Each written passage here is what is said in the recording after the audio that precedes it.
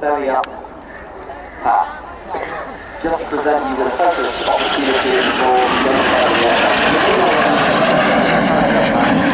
get the photographs, some warning of that. So basically now moved into what we call an oblique 360-degree turn. It's a little bit more interesting than the flat turn because it pitches them up as they get furthest away from the crowd. It's not a loop and it's not a flat turn, it's kind of a 30-degree oblique turn.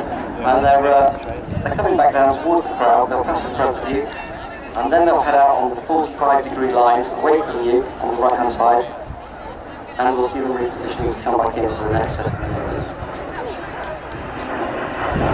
Britain's worst aviation moment.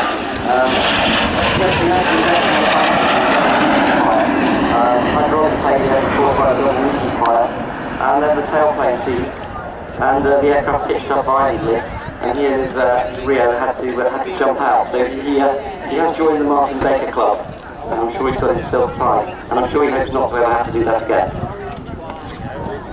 So there they go out on the 45-degree axis. You'll see that Mark in number 2 position slips back into a very, very loose tail chase sort of line of stern. It's not close formation because what they're about to do is a barrel roll.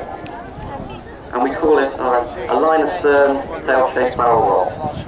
And you'll see them coming in from the right, and then you'll see them pitching up and rolling, and doing hopefully executing a nice, neat barrel roll for you to see the aircraft being so graceful in the sky.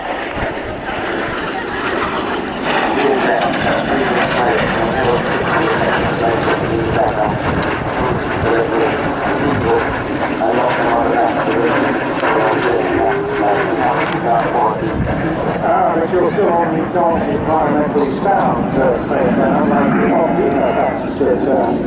around the display.